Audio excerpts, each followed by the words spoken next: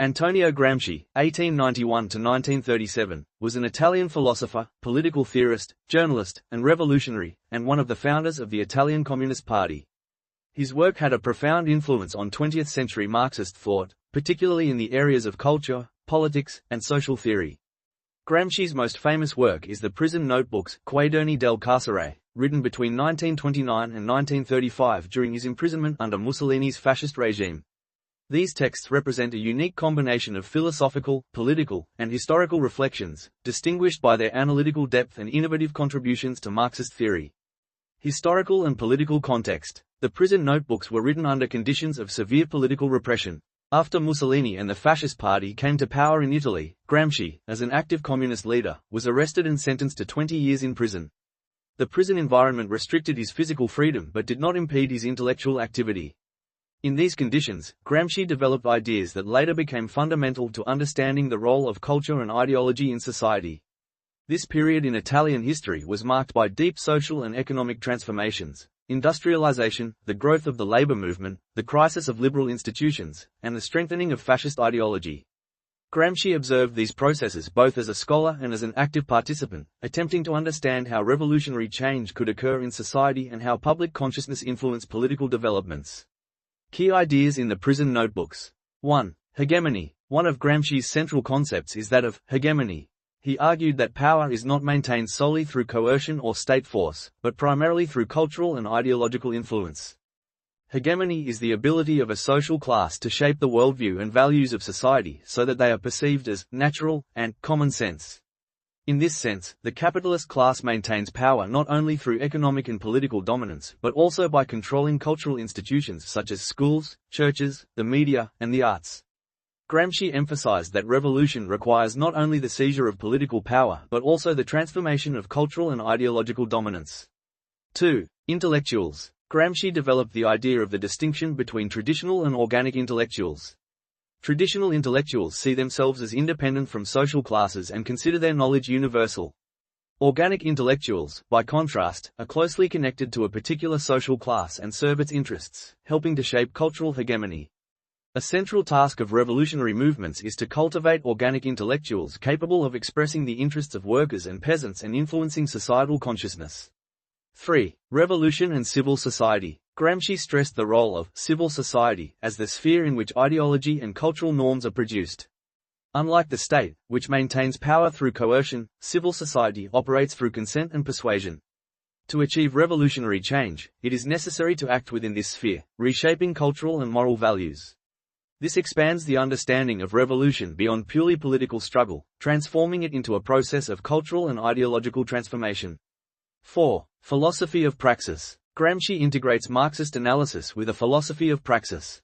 He saw theory as a tool for practical change, not just for analyzing society. The concept of the philosophy of praxis emphasizes that knowledge and theory must be connected to concrete political and social action. In this context, Gramsci considers education, culture, language, and ideology as key instruments in the practical struggle for social transformation. 5. Understanding history. Gramsci reinterprets Marxist historical determinism critically. He argues that history does not develop automatically according to economic laws, but is the result of complex interactions among social forces, class struggle, and cultural factors. Revolutions are possible not only due to economic crises but also because of changes in public consciousness, leadership, and strategy. 6. Culture and education. In the prison notebooks, Gramsci gives considerable attention to the role of education and culture in sustaining or challenging hegemony. Schools, literature, art, religion, and media are instruments through which the ideas of the ruling class become norms perceived as natural. Gramsci asserts that for a successful revolution, alternative cultural practices must be created, forming a new type of public consciousness capable of supporting social change. 7. Temporal frameworks and strategy. Gramsci emphasizes revolutionary strategy in terms of long-term processes. He warns against impulsive actions and violence as the sole means of societal transformation. Instead, he advocates gradual formation of cultural and ideological influence, which would provide a stable foundation for social change and the eventual triumph of the working class. Methodological approach. A distinctive feature of the prison notebooks is their methodological multidimensionality. The texts combine philosophical reflection, political analysis, historical study, and personal notes. Gramsci uses comparative analysis, historical examples, and philosophical concepts to explain contemporary social processes. He frequently references classical Marxist thinkers, ancient philosophers, and contemporary intellectuals, creating a synthesis of diverse traditions to develop his theory of hegemony and culture. Impact and significance. The prison notebooks have had a profound impact on subsequent Marxist and socio-political thought.